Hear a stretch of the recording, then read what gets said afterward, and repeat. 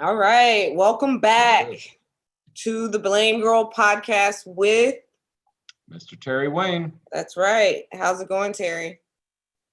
Ups and downs. What can you do? Hang on, I'm just trying to get us started here since Yeah, you're in folks, if Facebook y'all are jail. watching, you know that we're on YouTube and we don't know YouTube. We always just use Facebook, but Facebook's being a dick and they said one of my comments were abusive. Can you believe that? That's some bullshit. Yes, I can. Hey, you're not the only one. I got banned not too long ago for a few days because there was a person that was really shitting on a friend of mine in the private messenger, right? And really being pretty aggressive sexually. And she went on. You didn't tell me this. I said this I sounds. did, yeah, I did. And he was being really aggressive sexually on private messenger. And so I went on. She posted a bunch of the comments that he had left, and I went on there and I looked him up, and I was like, oh, he's in Quebec, and I just left a comment saying "fucking Canadians." Oh yes, you told me. You remember that? Yeah. And then they banned me for that, for fucking Canadians. And then the funniest part was I took a screen grab of their banning me for saying fucking Canadians, and I posted that, and they banned me for that. Speaking of, can we even cuss on YouTube? I don't know the rules of YouTube, so hopefully we don't. We can, but we can, but it's demonetized. So, shucks. Well, we're gonna lose a whole bunch of money. I know, because so many people live and die on this particular thing. Did you get it shared to Facebook yet? I did. Working on it. I'm still working on it. No, it's going. Maybe I'll just go share yours since my computer seems to be slower than your phone. You might not be able to share, but we'll see. No, I can still share. I just posted some stuff about how I was complaining, as usual. Oh, then you're not banned. As per usual. I'm just banned from going live.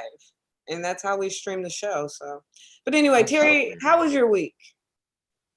It kind of went by in a blur this week. Just a lot of work and Why? Just a lot of work, a lot of things to do. I'm setting up a new YouTube channel for myself, so a lot of work has gone into that. Are you trying to step out on me, Terry? No, you're going to benefit from this. I feel like no, okay. I'm going to start a cooking channel. I'm going to be over there to eat. I know that. Exactly, because now I'm going to have to make stuff on the regular. I'm going to post a video a week, just real simplistic, but funny. Try to make it funny, and but also, you've had my food, so it's going to be good, but it's going to be funny. So yeah, that's what I'm going for. Okay. Yeah, it's something I wanted to do for a long time, and now I'm just going to do it, and I don't really care if it's successful or not. It's just, why not? That's how it is. I used to want to do a YouTube hair channel, but I never did it, and then I just stopped caring as much about my hair. So, as you can tell. Oh yeah, we got a whole new setup over here. Isn't this what you were telling me you wanted to do, or? Yeah. Okay. I got one of my old cut tables out from the restaurant, and some new equipment, and try to do it legit. Nice. All right. Something to do. Well, my week was okay. Thank you for asking. We haven't gotten there yet. Well, go ahead. We're still working on your Facebook ban in my week. Yeah, Gio, how was your week, Blame Girl? I'm sorry. Did you finish telling me about your week? I'm done. Yeah, I hate when you ask me that question because I never feel like I have a good enough answer. No, I'm interested in knowing about how your week's going, so don't feel like that. Guys, if you are watching, just know you can chat on not Facebook. Well, on Facebook because we've shared the videos there, but also on YouTube. I'm watching the chat room there. If anybody has any one to blame, today. So, but yeah, my week was good. I've been hitting those mics like crazy. I feel like I do something every night, but unfortunately, I found out today that I think our trivia night, my trivia night I do with Dom on Wednesdays, is going down to one night a week, which it's bittersweet because then that frees me up to do mics on Wednesday, but I'm already doing mics on Tuesday and Thursday all the time. Tuesday, I double dip. If you want to join tomorrow, I'm going after I go to Jackie's new mic. I'm going to go to Chris Priester's mic in Fort Lauderdale. It's a black room. I heard you are good at black rooms. I do like an urban room. But you gotta drive yourself. I can't show up with a white dude because Chris Priester will roast me. And, Oh no. Chris will drive me himself. Like, okay. Yeah. Okay. Me and Chris is down. I finally got to try. I'm sorry, guys. We're doing the little small talk, but I want to talk about the Monroe's room. It's a new room. I think you've talked about it before, right? I've been there once before. Perry Sack, right? Yeah. I was there with Perry. I mean, it's right down the street from my house, so why not? You know. Well, you should have come last night. I saw Drew Illa and he featured, and Nick Masick headline. You had Randy Vega, Cindy Ann, and Matt. Yeah, but Gonzo went there and got COVID. So Gonzo works in a strip club as well, so I don't know which strip club he exactly got COVID from. And when I got to Monroe's, they took my temperature, Yeah. and then we went to the strip club. It was fun. It was fun. I was with a bunch of guys. Because we were in a strip club. Why not go look at the naked girls next door after the comedy? I guess maybe it's a different experience for women. I have never understood why men like strip clubs. To me, it's like going into a restaurant, spending a bunch of money, and only getting to smell the food. You know what I mean? Reasonable white guy. No, I'm just saying, like, do you know for $80 you can get them like a rub and a tug somewhere? Like, why not? If you're gonna go for that kind of thing, just go all the way. Get an escort or go get a rub and tug. That. Maybe they like the girl dancing in front of them. Like, so my problem was, like, I felt bad for these girls because it's slow, of course, because of COVID and they weren't getting money. I was like, I just want to give them money, but I only had $3. So, guys were giving me money, Nick and Willis, and because Willis Jr. was there too. And nice. I was like, here you go, girls. Like, they need to eat. And then another thing that bothered me about my behavior is, like, there's this girl, hot bod, she's dancing, and all I could look at was how incongruent her weave was with her hair. That's all I was worried about was her weave. So, but it was fun. I had a lot of fun last night. I'm glad I went. Yeah. So, I've never gotten a lap dance, and then at the end I was like, I'm glad I did that. I've never done that ever. I've kind of been like thinking I wouldn't have fun every time I go to a strip club, but I go and I have a blast. Like, I went to King of Diamonds back when that was still open. Yep. And oh my God, it was amazing. It was the best. There's nothing that's ever going to replace old King of Diamonds before it got replaced by new management. Oh my God. I'm gonna strike that. The Bell Strip Club. I'm gonna strike that. Just real quick, I'm going to strike that because there was actually one time when it was actually really fun to go to a strip club for me. And it wasn't with the guys. It was with last year. It was a girl I was dating. She's like, we should go to the strip club tonight. It's, because she was bored or whatever. So we went, and then we got a lap dance together. That was really fun just to watch her. You know what I enjoyed? I realized last night I enjoy watching men watch the girls for some reason. That's what she dug on. She was into watching the girl give me a lap dance, but then she was also into me watching the girl give her a lap dance, So I was into watching the guy watch the girl. Right. There's a Latino man, and he was like, I guess this was his girl that came up, and he like goes and he sits down with all his money, and she does her thing, and he's just like, it was just very erotic the way he was watching her. I found that. That's what I have a joke about this. It's in the archive, but it's there. And it's basically like every time I go in a strip club, I'm always thinking about the girls being the same kind of people. Like, that work at McDonald's, but they try to be really, really professional. You know what I mean? You know what I'm talking about? Like they'll come up, hi, welcome to McDonald's. What can I serve for you today? Hot and fresh or whatever. And it's like, it's the same vibe I get from strippers when I go into a strip club where they're like, oh my God, you're so cute. It's like, stop, okay? You're sad, I'm sad. Just show me your tits and give me my Big Mac. That's it. You know, like we're Yeah. both sad about being here for different reasons. Like, don't So, talk to me. But all right. some guys are lonely and Well, just no, don't pander. Don't pander to me. Don't patronize me by telling me, oh, you actually like me. No, you want my money, and that's fine. If we'll have an exchange of goods, it's you can fine. only do that in real life, right? Okay, let's move let's move on to our topics. We've just gone on and on about strippers. Well, you touched a nerve. What can I say? So speaking of touching a nerve, the police touch my nerves. And no, don't even. The police touched my nerves this week when they raided Florida whistleblower Rebecca Jones's house. And there are discrepancies in the execution of that search warrant. Who's to blame?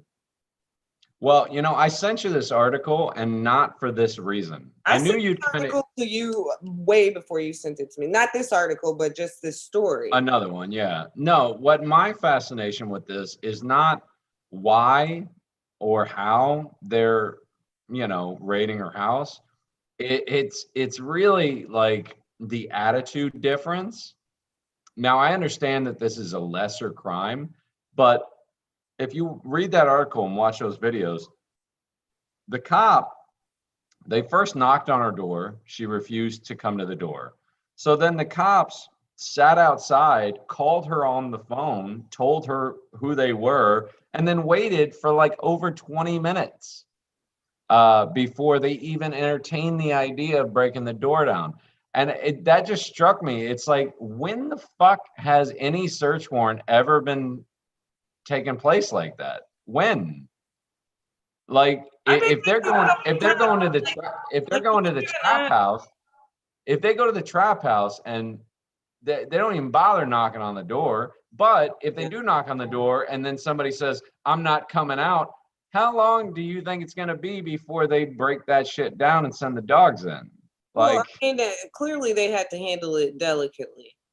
But why? You know, like what she says is, she says that when they did break in, they pointed guns at her children and her husband. They didn't break in. She opened the door eventually. I watched it. Okay, sorry, I didn't mean to use that language. When they entered her premises, right? Okay. They pointed guns up the staircase at her kids. And they're saying that they didn't, and it's not on their video, but their body cam was interrupted. Okay, that's one. And apparently, I've heard, I haven't watched any of the videos. I don't know why, but like I heard that she has her own in-home video, and it does show that. So. Well, listen, if cops show up at your door and they say they have a search warrant, you open the fucking door. That's it. What are you gonna do? Stand up against them? Cops, Terry. Like, she doesn't trust cops. Because you trust cops. She doesn't trust cops. It doesn't matter. What are you gonna do about it? Now. The only logical, rational explanation that you can, I mean, the only logical, rational thing you can do is to submit and get a lawyer. That's it. You're not going to overpower the cops, okay? You're not going to sit there and stomp your foot and do the Karen thing and say, well, I'm not coming to the door. Well, I'm sorry, this is what the legal system is. They have a legal search warrant. You're going to open the door one way or the other. Now, what I think happened was her husband was carrying down one of their kids. He was holding one of their kids while he was coming down. And I think that cop just pointed up the stairwell at the dude, at the husband, who just happened to be carrying the kids. And then she made a big dramatic statement about how they're pointing guns at her kids. It's because she fucked up. All the evidence points to her doing exactly what they said she did, which is using a fraudulent, an old fraudulent account to, you know, illegally contact all of her coworkers, which is fine. Look, if you're going to be a whistleblower, be a whistleblower, but be one like Edward Snowden and accept your responsibility for blowing the whistle, you know?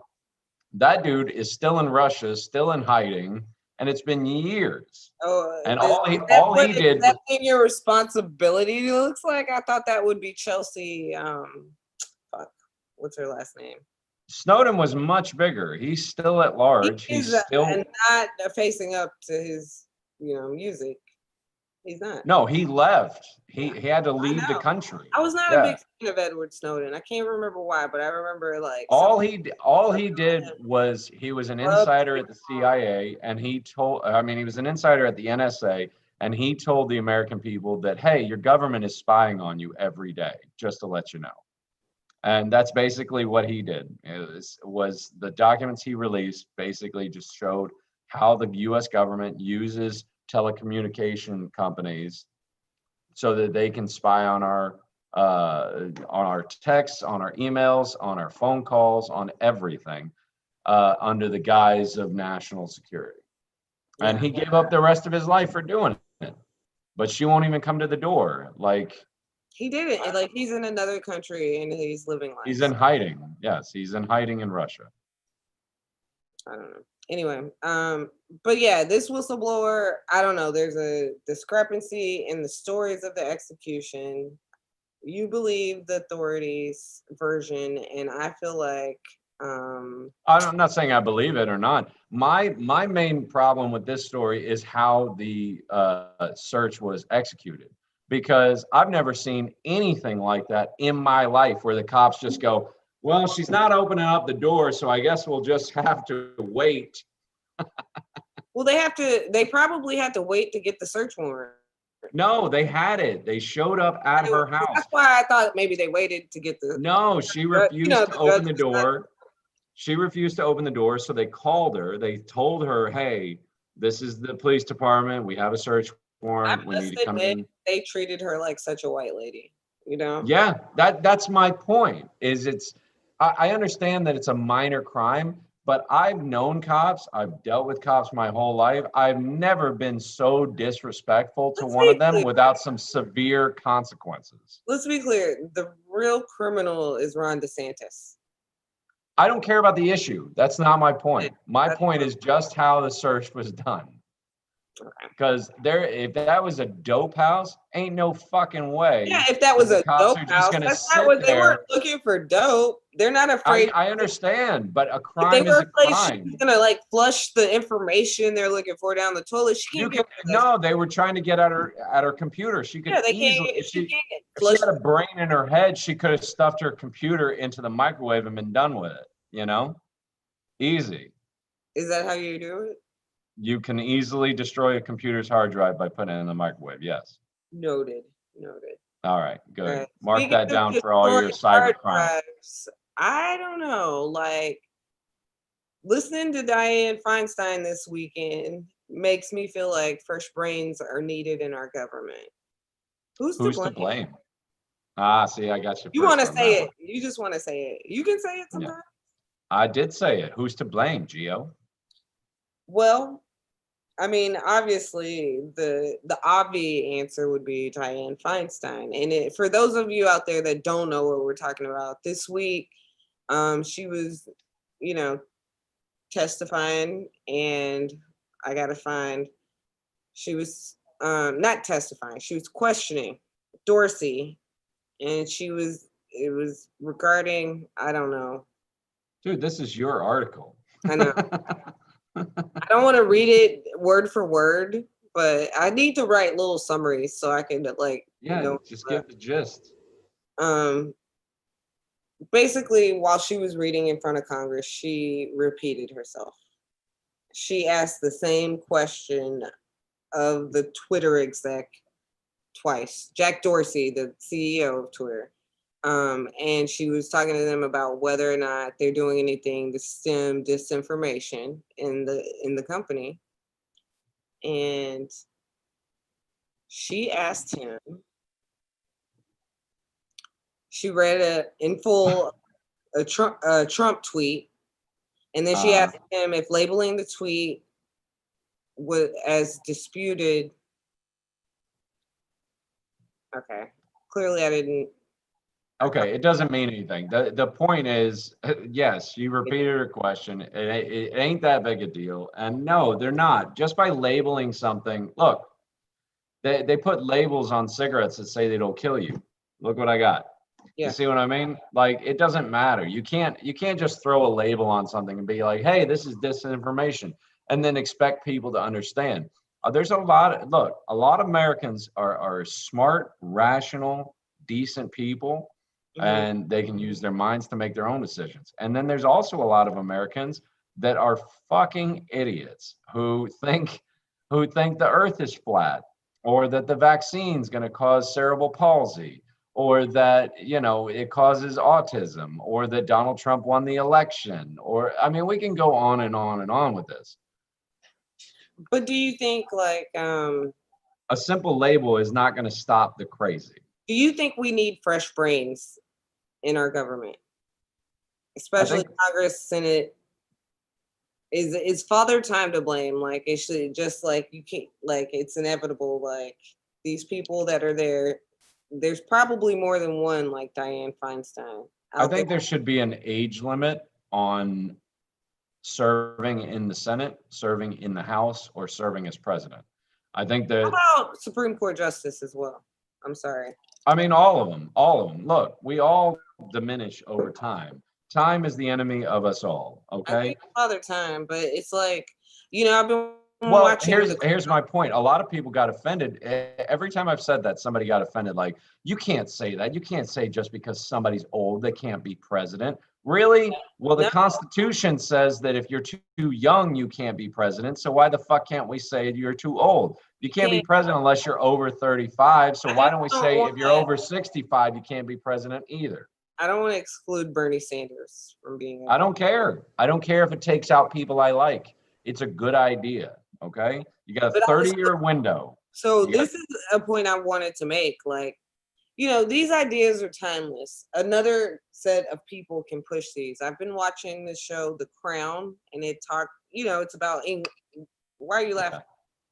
well, nothing. It's just like every chick is into the crown nowadays. Oh, it's great. Of course, because we're like, oh, princesses. But anyway, Well, look what but I happened to Diana. know about because it details, like Queen Elizabeth. Basically, it should have been called the Queen because it's interesting to watch her not govern, but just like be the Queen. Yeah, And she has no power. she has to go through all these different prime ministers, and then she gets to Margaret Thatcher, and Margaret Thatcher's like, we need some new blood in. So she gets rid of all these old heads.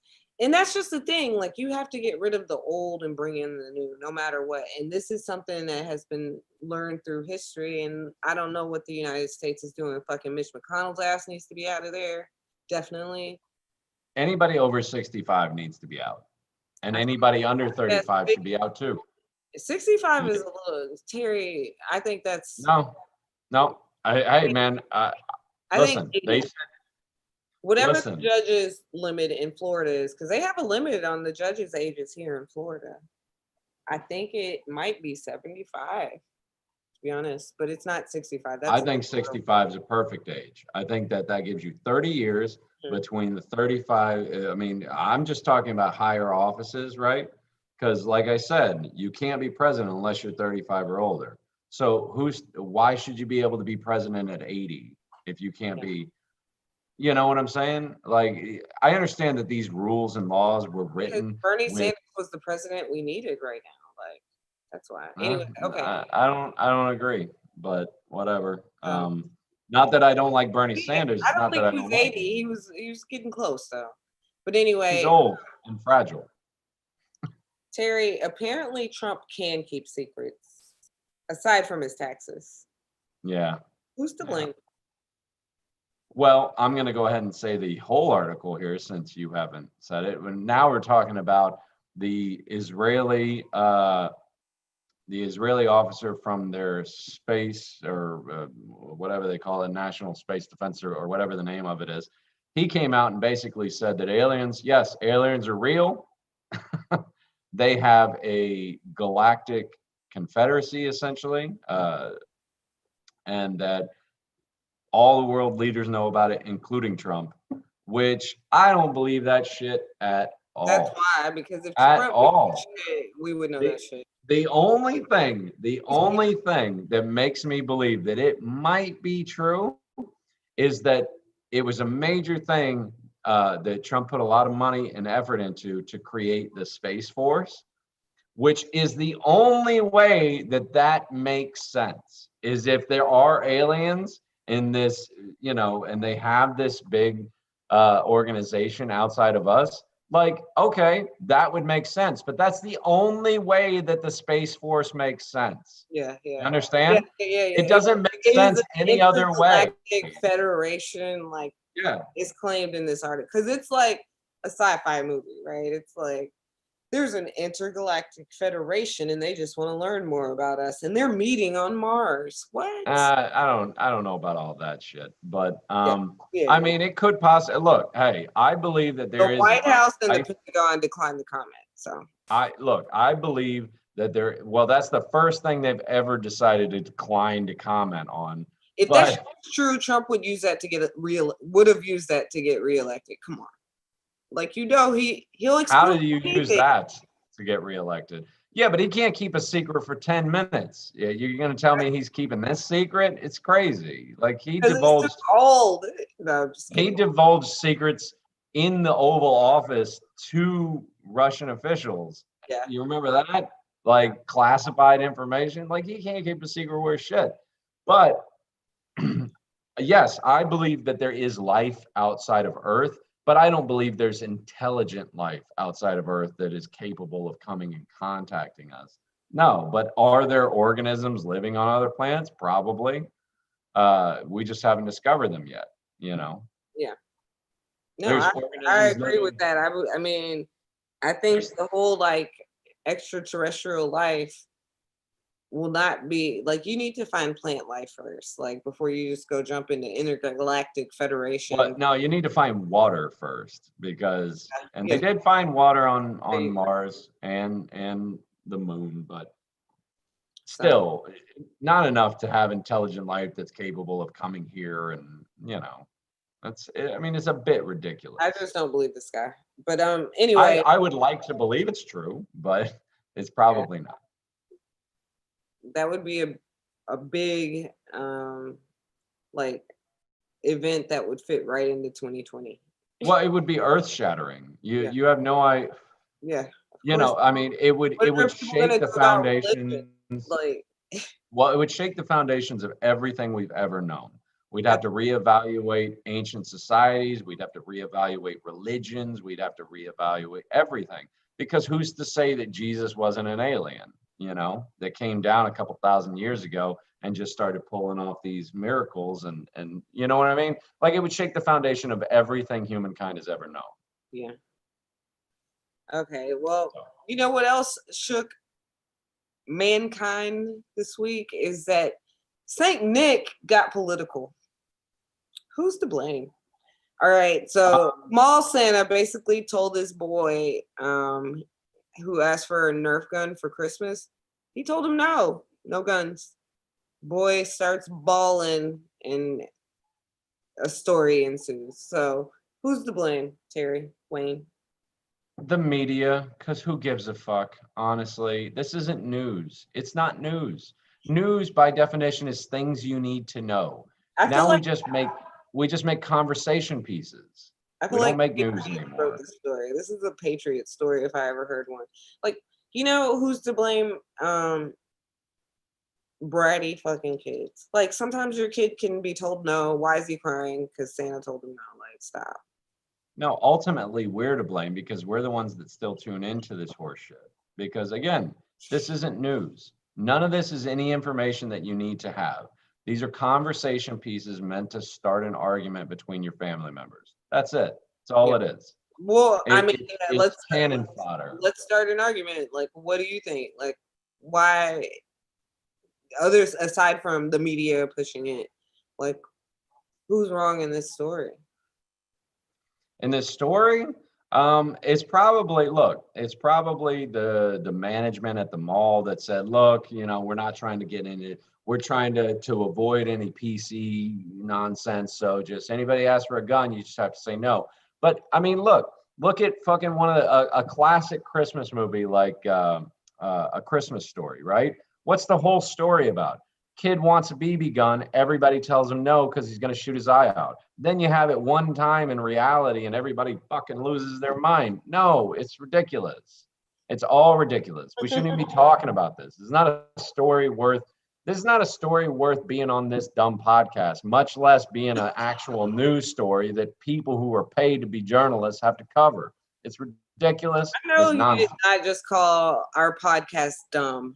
I did, and I'm on it, and it's fine, but it's not CBS. So that now that I got to hear CNN, claiming to be CBS over here. We're totally. I'm just saying I got to hear CNN talking about this as if it's news. It isn't.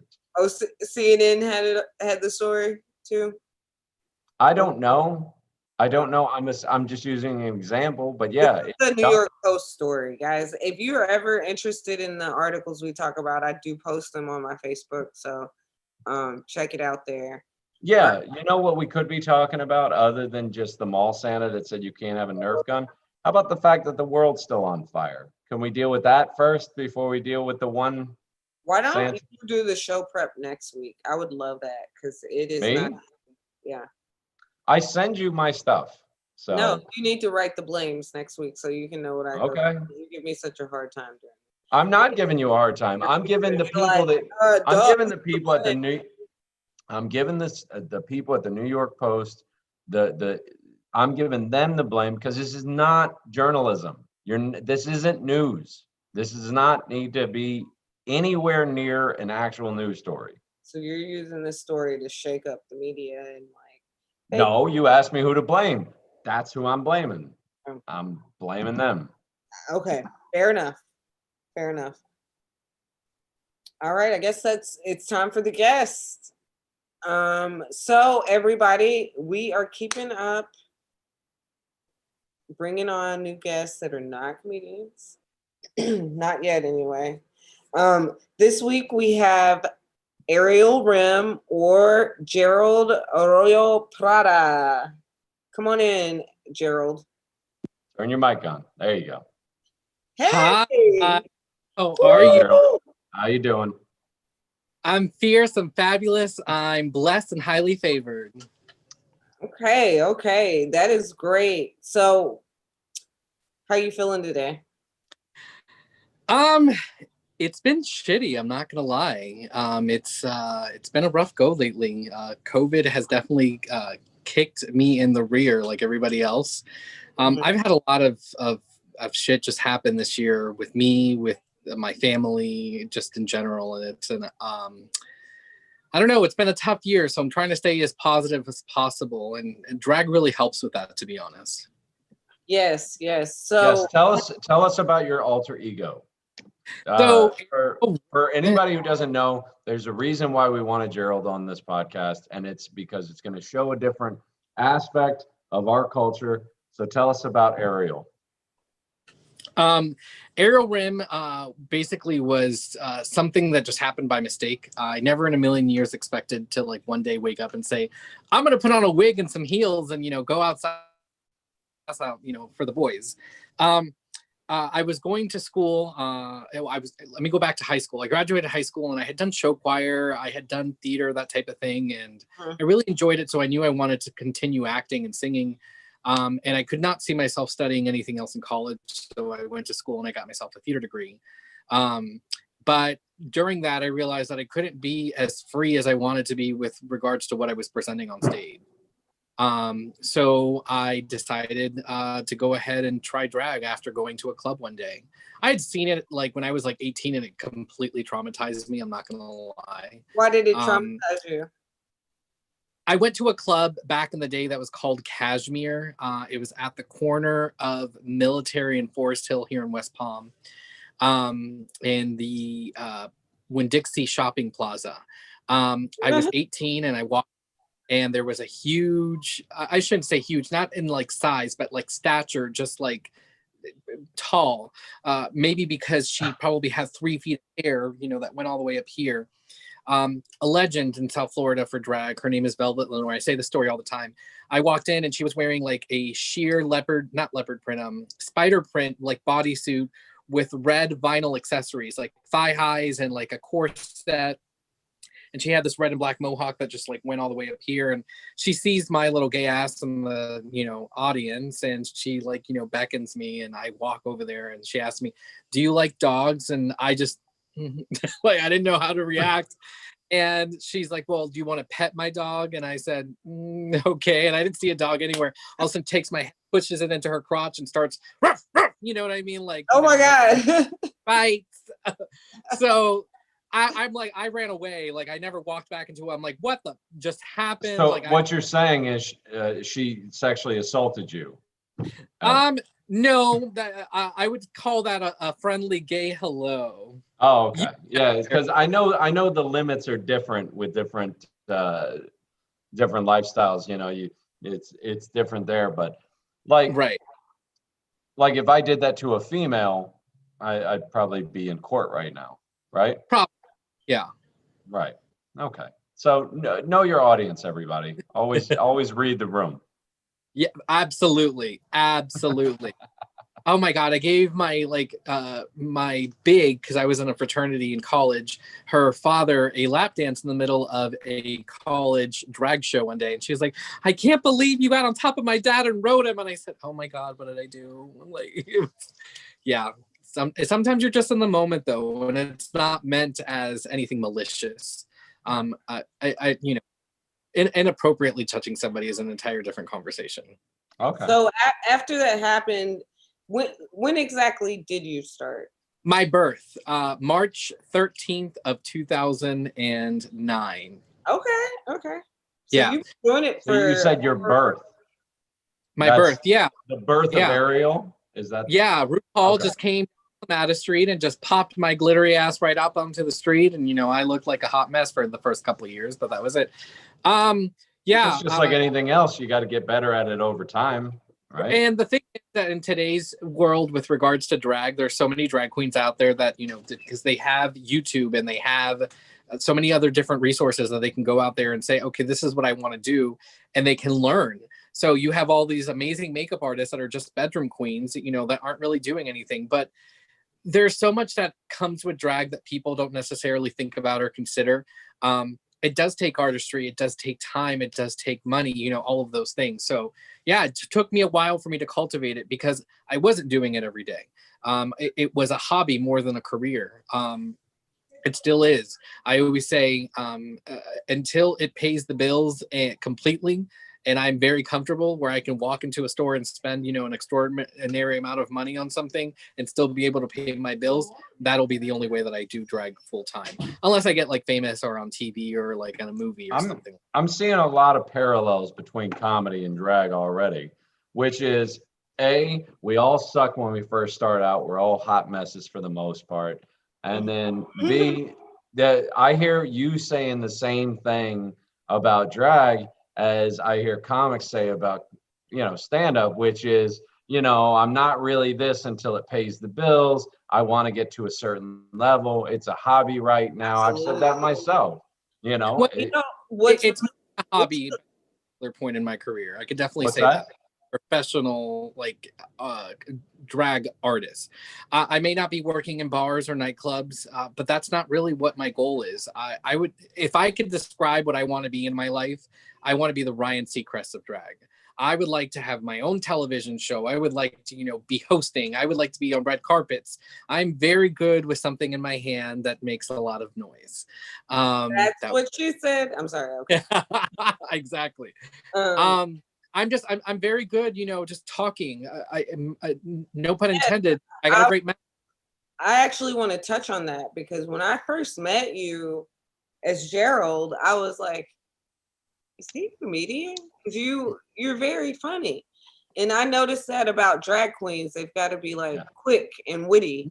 That's a talent that not every drag queen has. You know what I mean? You watch RuPaul's Drag Race, which is the biggest outlet for drag on television right now, and there will be stunningly beautiful queens, but they have no personality, or vice versa. They have all the personality, but they're not as flawless as, the other ones. at the end of the day, drag is subjective. It's just like art. Who am I to say what's pretty and what's not? Who am I to say what's drag and what's not? There's so many different types of drag out there right now, and I think that's wonderful. I think that drag is a world that should encompass room for everybody. Drag seems to me, from what I've seen of it, and I have been to a couple. There's one on Belvedere. I went there one time with some friends to. What's that? Roosters. Yes, I went there for the drag/bingo one night.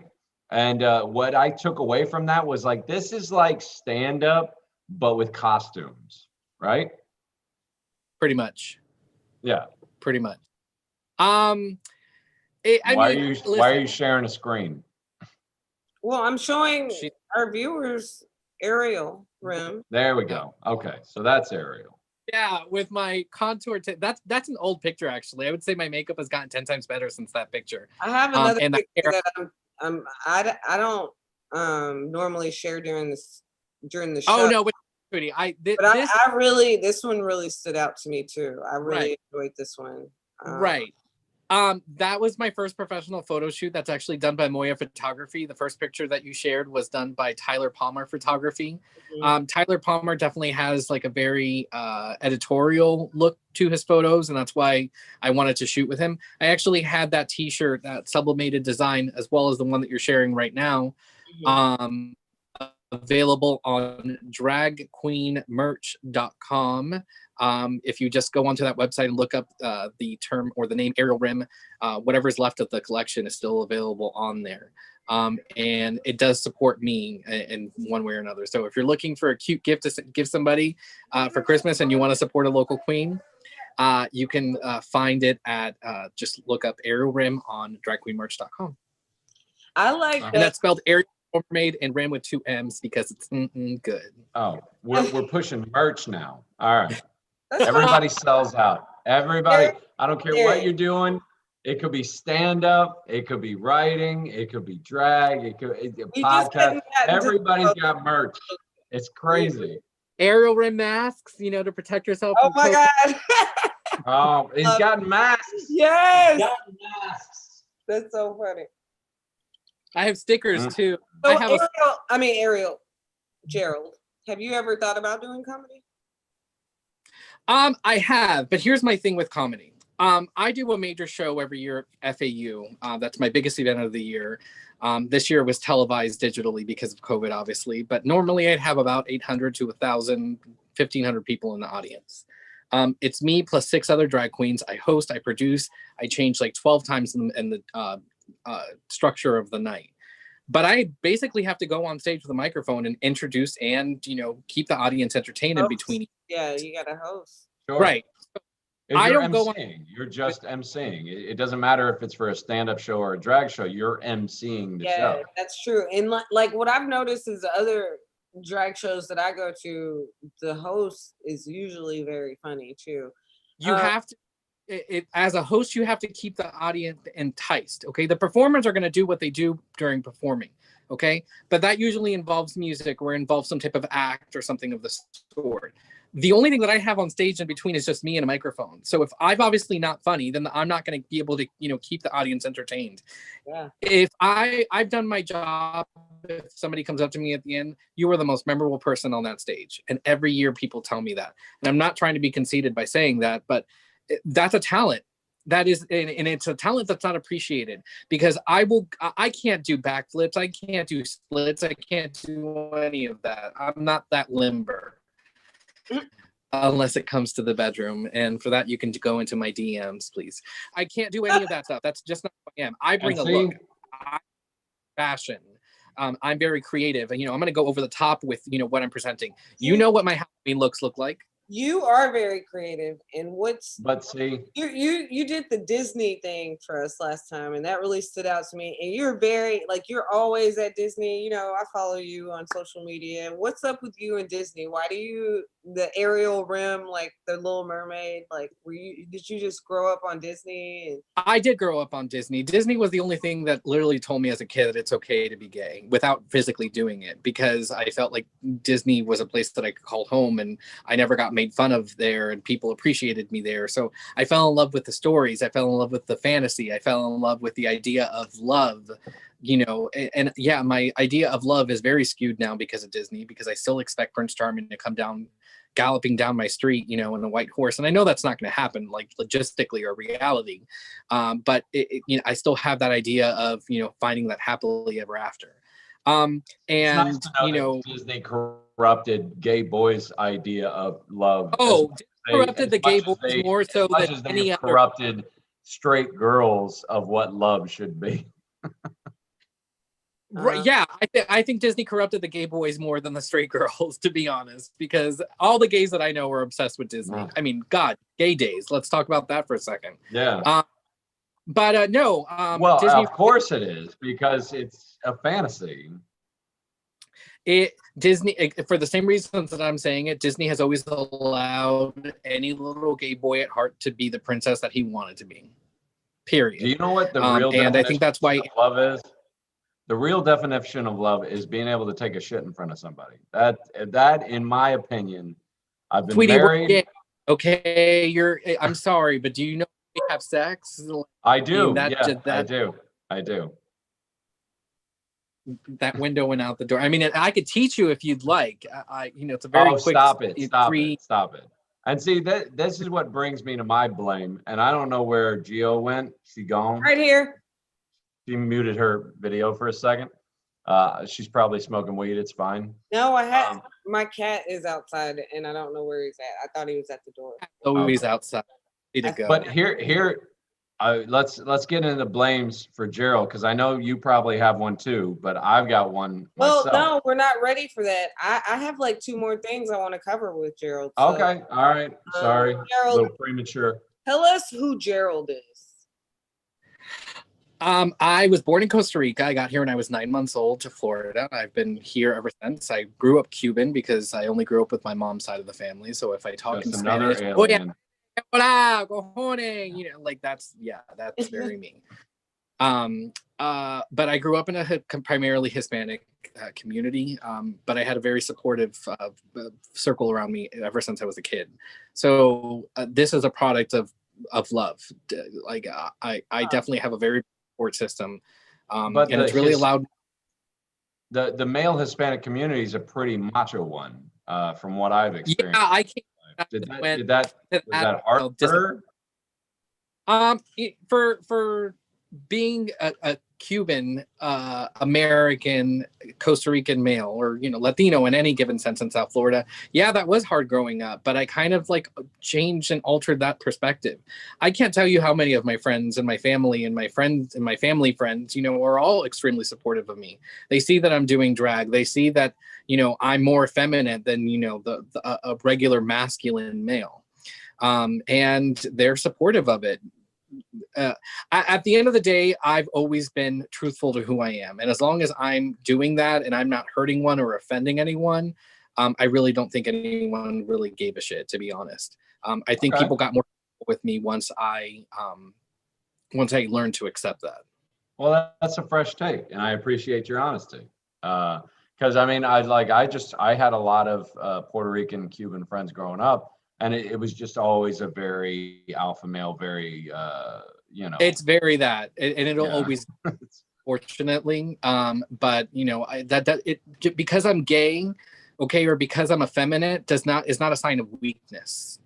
And I think people connotate the two together because I may dress a certain way, I may act a certain way, but it doesn't necessarily make me less of a man. I can go out there and punch somebody just as hard as you can. There are plenty of gay boys out there that can play sports better than some of the straight boys. You know what I mean?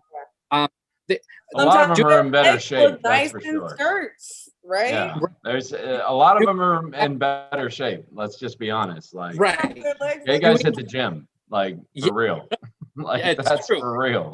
That's another problem because there's entire situation out there with the gay community is very fickle and very into vanity. So there's about to get into the challenges of being, doing drag and performing and modeling. Like, what are some of the challenges within the industry?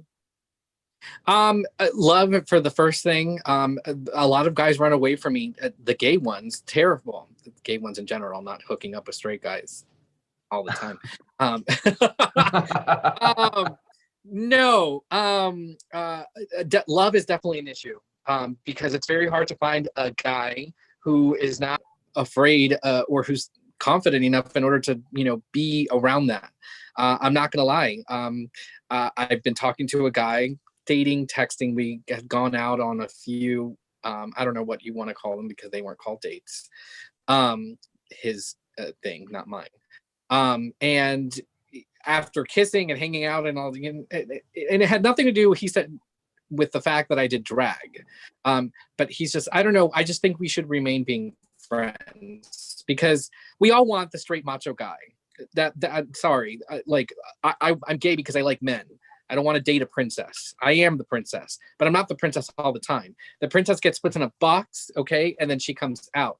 But to be honest, the drag thing is not who I am as a person. It's a part of my personality that I've created into a character. It is a business, okay? I am making money off of it. That is what. Yeah, but I mean that's the same. Like you're basically describing a lot of the same relationships I've had with women, where it's like, well, we'll just be friends and we'll do this other stuff too. Like, I mean, I think that's just people. I don't think that necessarily has to do with a gay or straight issue. Some people just like keeping you at arm's length, and that's. I can definitely relate. Problem with monogamy in gay relationships and I just turned 33 on Tuesday of last week. Well, and happy birthday. Thank you so much. The Botox, you really can't tell.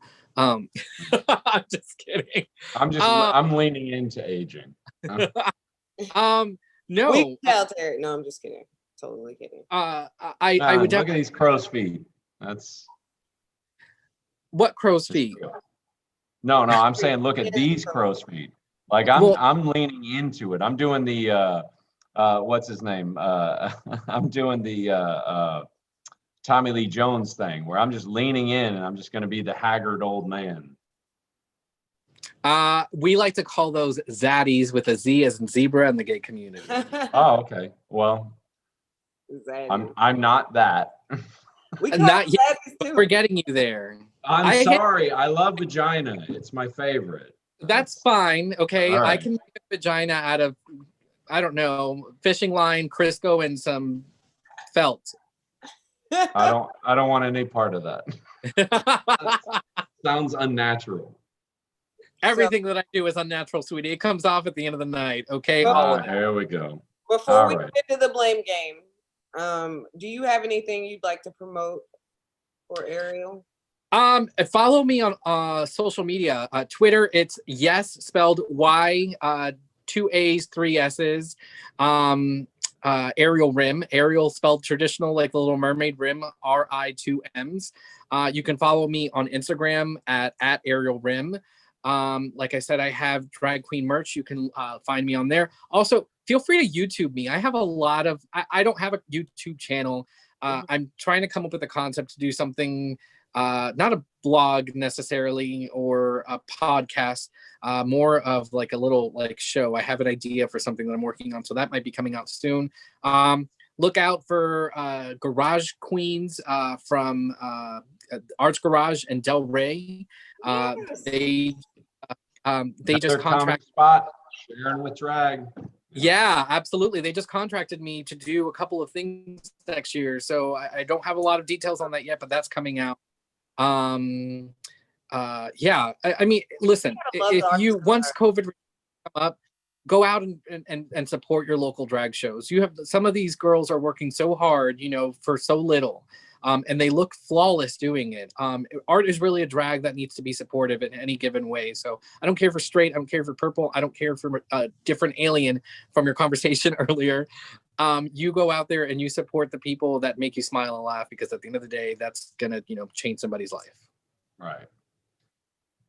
All right. Well, Terry, I will let you do the blame first because mine's slightly repetitive, I realize, because we already asked them about comedy. Go ahead. Okay. Well, I wanted to ask you about why, and this is, again, just my personal experience, but I think you've proven it over the course of this interview. why is it that the gay and lesbian community seems to be much more comfortable with their sexuality, and yet also at the same time much more aggressive with their sexuality at the same time? And I'll explain why. I had an ex that I was with for a few years, and this person was, I'm not going to say who, but would be considered to be what I heard the term was les chow, right? Yeah, like a person that lesbians were very attracted to. And when we would go out to different comedy shows or different things like this, they're super, super aggressive. And even though she'd say, well, this is actually my boyfriend, I'm here with him. And then they would come back with things like, well, he can't eat it like I can. Or, you know, you don't know that you're Just gay yet. disrespecting you. Well, no. Or that you, yeah, you say you're not gay, but you don't know it yet. Like what's with the arrogance of the sexuality? What's with the brazenness? I can't. Put it in show format, please. Who's to blame? Sorry. Who's to blame for the aggressive sexuality between gays and lesbians? I think both parties are to blame in the situation, and I'm going to tell you why. Do you feel invincible?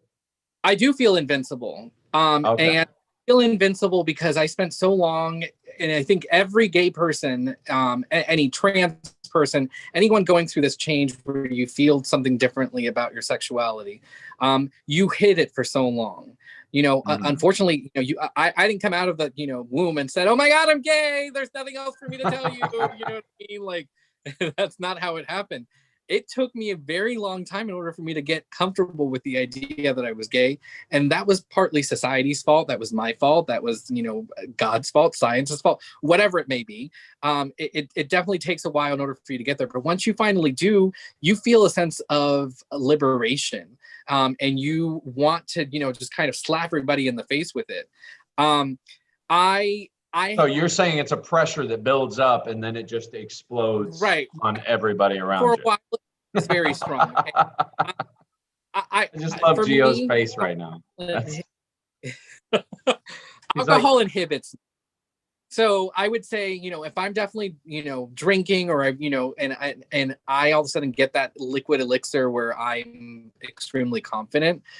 Yeah, I don't care who you are. I don't care if you're straight. I don't care if you're gay. If I find you attractive, I am hitting on you. And I'm going to be extremely aggressive and confident about it because I want you to know that, yeah, I'm that bitch and I'm that good. And I'm not letting you walk away from me until I get what I want. And that can sometimes and I've heard this many times because I've been hit on many times by gay men. That is toxic behavior. I have to say it. Well, I'm just saying, like, I've been hit on many times by gay men, multiple times while I was married, and I would always politely say, "I'm sorry," while I'm married, and usually the answer coming back would be like, "Well, so are most of my friends," or whatever. You know what I mean? I would never respond to that. You tell me that you're married and I'm going to drop it right then and there. I don't want to be disrespectful. Okay. However, you're there and I don't see a wife and I don't see a ring. I'm going to hit on you as hard as I want to. Okay. Because see, this is what I hate about. I know. You know what? It's toxic, but at the same time, I believe it is a double taste of their own medicine. You know, they do that. Exactly. And that's fine. Strip clubs and, you know, and doing that. You guys literally spend money to go and sit there and do like this at a girl that has no affection towards you whatsoever, no connection, no nothing. Okay. Not this dude. It's really rude of me to sit there and go, oh my God, I want to blow you right after this. You know, like, no. Okay. You've done it to 10 million women before. How many women have you gone up to and been like, oh baby, you got a nice ass, you know, what, you know, blah, blah, blah, blah. Not you personally, but just in general. I was going to say, you don't know anything about my game. All right. You know what? See, have some. My game is strong. No one does that shit to me. No one just I look mean, I guess. Most men do not. I've never walked up to a woman and be like, you got a nice ass. I've never done back in the day when I was like in my 20s, they did. They don't do it now. They don't. I have experienced it in drag. And unfortunately, this is the thing, and I'm gonna say it. Most men don't understand consent until a gay man hits on him. Ooh. I love it.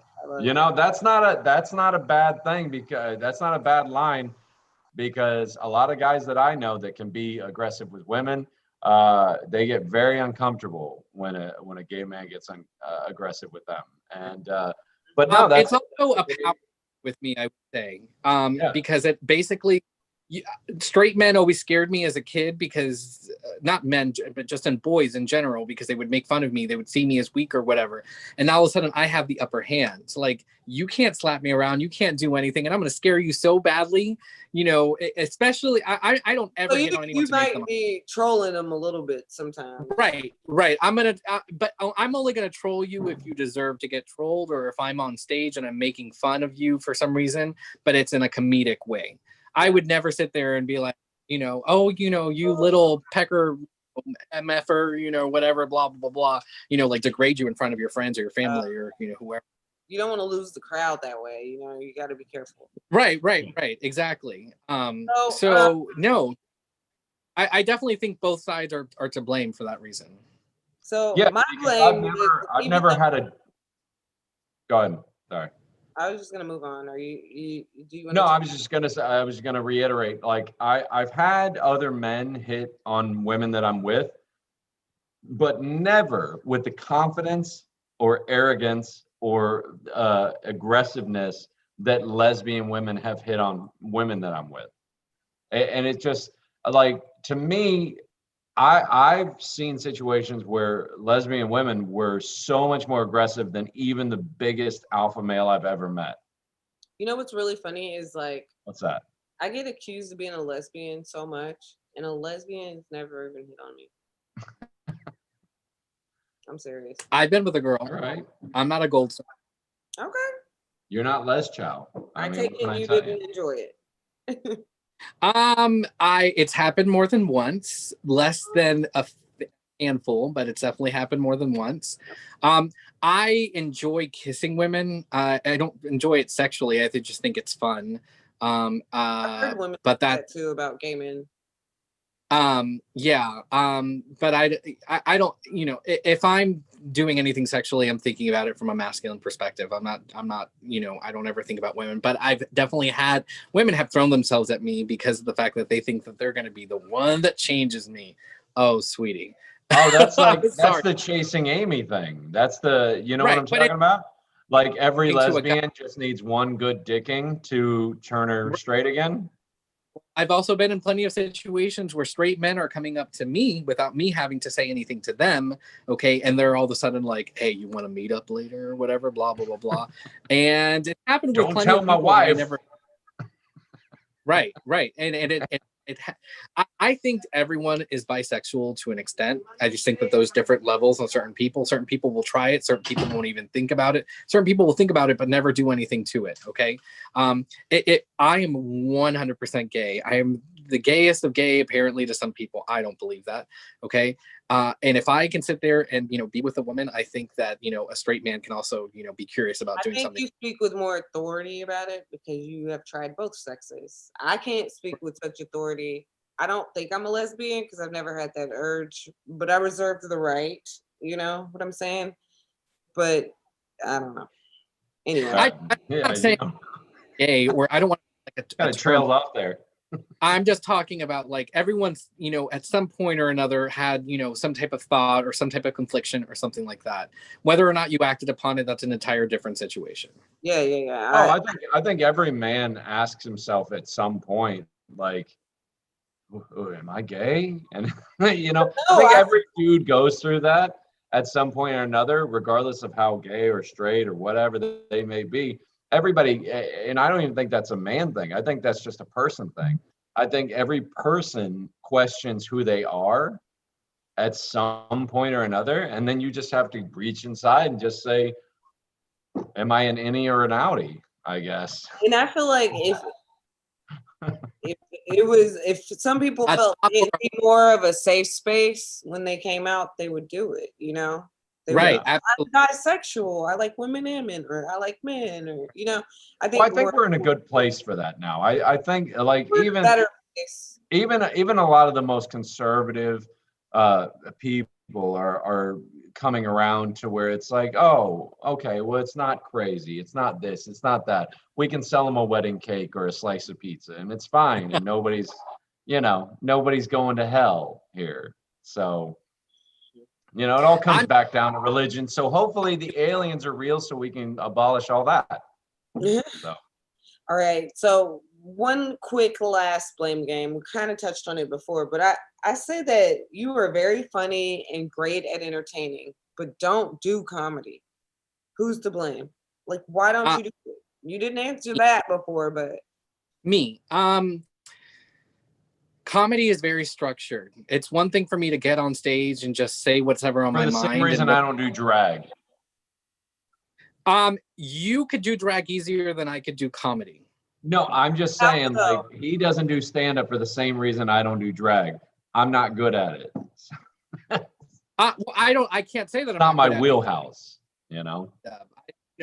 People have told me this all the time that they see me on stage. Why aren't you doing stand-up? Stand-up is a calculated thing. You cannot just go up there and say whatever comes to your mind. You have to have a direction. You have there's plenty of people that go up there and just say whatever comes to mind. Yeah, and they mostly suck. So who are you talking about? Me. I was talking with Drilla last night, and I told him this week I'm gonna try to do this. If I've learned anything from theater and going to school and getting my BA in theater and learned anything about comedy, is that comedy needs to be natural. If it is not natural, then it is forced. And when you try to force something, it is not funny. I have a lot of videos of me hosting, in between takes of the FAU drag show on stage. I go, I change, I come back outside, and then I'm talking a little bit about the person, or I'm saying something, relating to the audience. I'm doing something. So I try to make people laugh from that way. And I don't ever go out there and I have anything, ready to say. Sometimes, especially when alcohol and... You could do that at an open mic and be better than some of the people. But I would go up there drunk. We're not drunk to the point where I'm like wasted, but at least had 2 or 3 shots in me in order for me to be social lubricant. Yes. In order for me to be goosey as possible and go up there and talk about how I lost my virginity and make fun of that. I think vulnerability is the most important thing that you can have as a comedian, because if you're willing to make fun of yourself, people will understand that, because they can sympathize with you, okay, or they can have what's a good word here? Well, self-deprecating humor is the easiest kind of humor, because it makes the audience want to empathize with you. So, for instance, if I go up there and I make a joke about, oh, I'm such a piece of shit, people's natural response is to go, oh, come on, you're not a piece of shit. You know what I mean? Like, it's the same thing in a conversation. It's just a conversation with a lot more people. Listen, I will say it right here. What's today? Today's the 14th of December, 2020. I will do stand-up comedy if somebody wants to put me on a stage. I will try it. There's okay. Open mics everywhere. You could go with Gio tomorrow. Yeah, you can go to my ex's open mic. Yeah, I'm going to an open mic in Lake Worth tomorrow, and then one in Broward. No. I'd rather wait till things are a little bit back to normal. In order, I feed off of an audience. If there's I'm 3 gonna people be contacting you when the fucking world gets not quarantined. I would love to see that.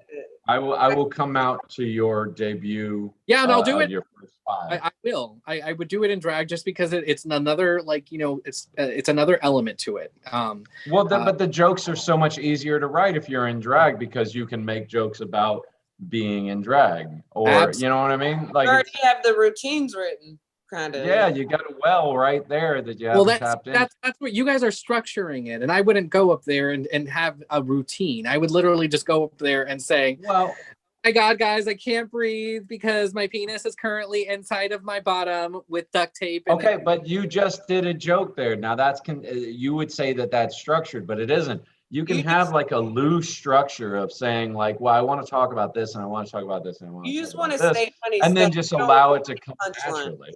It sounds like, there's some comedy where you go up and you write punchlines and you do these things to make people laugh. You misdirect, you call back, but you want to kind of just go up there and be yourself.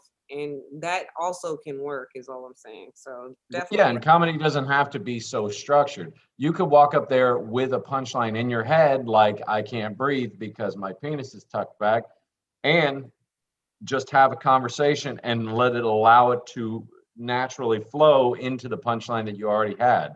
Now, is that a joke? I don't know. There's a discussion to be had because there's no structured premise, but you can mix the two of them. That your penis was tucked back because I was wondering what that was like.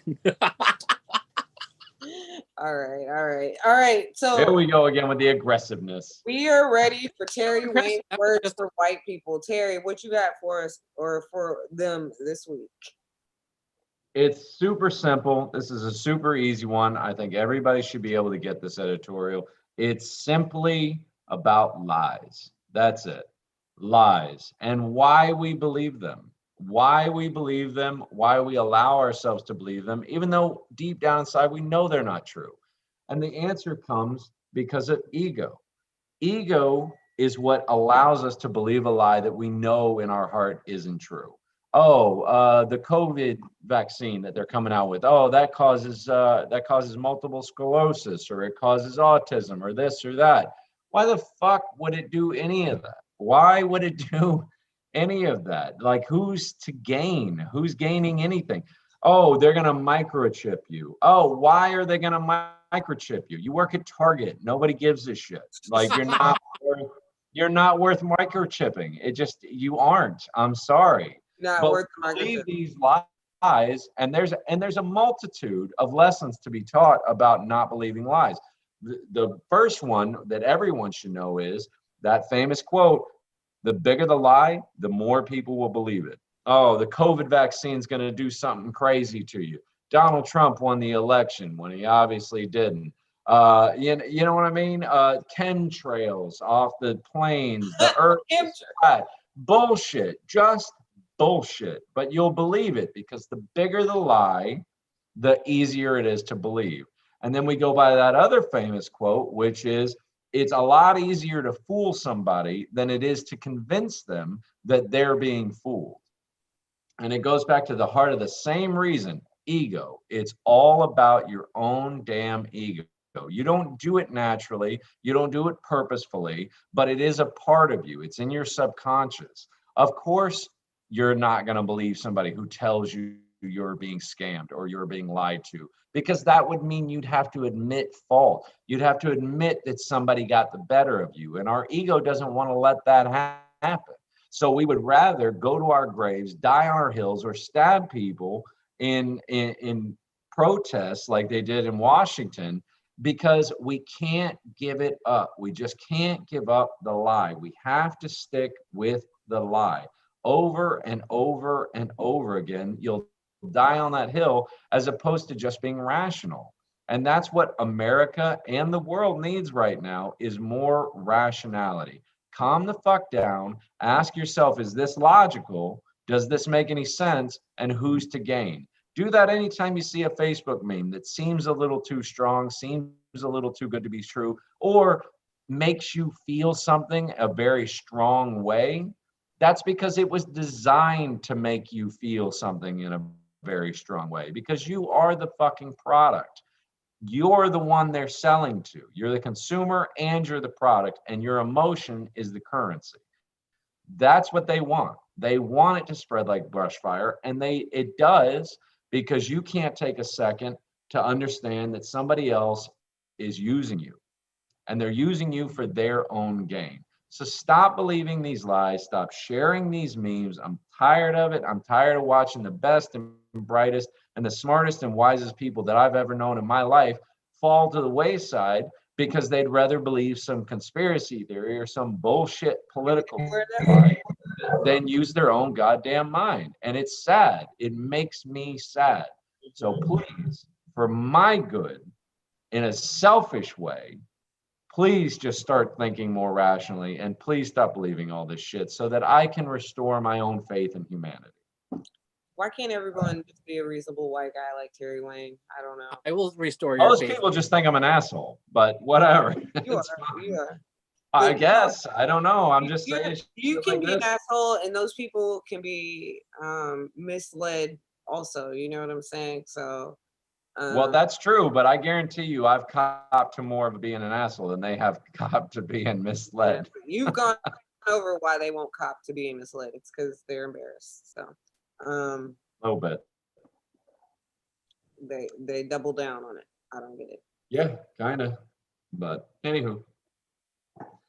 All right. Well, Gerald, thanks for being here. I'm sorry that we didn't get to see. We did invite you to come on as Ariel, but unfortunately couldn't have that today because of time constraints. Maybe we'll have Ariel on some other time in the future. Yes, That way we can have both of your alter egos. I like it. We can have Superman and Clark Kent, you know. I like it. But thanks for being on. Appreciate your insight on a different part of the subculture. Gio, you got anything else? No, nothing to promote. We got what we got. We're gonna do the show next week. I was thinking maybe take it off. My birthday's that Sunday, so Happy That's birthday. Thank I you. mean, we haven't discussed it yet, but sure. We're going to be off next week because of Gio's birthday, and she'll probably be hungover and not be able to put 100% in.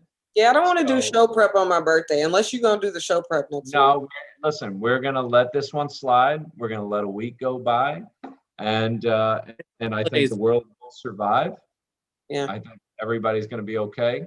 Give me Yeah. time to get through this. I don't know how long this ban is. I gotta figure that out. We might be streaming on It's YouTube. probably just a few days like mine was, but I'm gonna think of an extra special guest for when we come back after Christmas, and then that way in 2 weeks when we come back after the holidays, we'll have somebody great for the New Year's special that we're gonna have that Gio doesn't know about. Wait, New Year's special. I'm not gonna be podcasting. Is New Year's on Monday night? No. I believe New Year's Eve falls on a Wednesday and New Year's Day falls on a Thursday. Oh, Well, yeah, and election day doesn't fall on a Monday either, but we called it the election special. So please okay. try to get on brand here. Stop mansplaining to me, Terry. I'm not mansplaining, but you're obviously not a marketing major. I'm just saying that. I'm I'll put not. that I was out the there criminal right off. justice major. You seem suspect. Is all I'm saying. Okay. Well, I am suspect. Look at my beard. Like I know. You it's look suspect. shady. Fool. You look shady. You All right. wouldn't let me have an ice cream truck, and I don't blame you for it. I can see why they didn't let you become a police officer. Well, I can talk about ice cream trucks. All the boys come to my yard, so. Oh Jesus! Here we go with this now. That's milkshakes, not ice cream. Okay. Oh, so I got it all. I got cones. I got milkshakes. I got stacks. Like we I got don't it want to here. hear anything about your cone. Anyway, so All right. Thanks for tuning in. Yep. And we'll see you in 2 weeks. Bye, everybody. see you after the holidays, everybody. Bye. Bye. Thank you, Gerald. You're Great.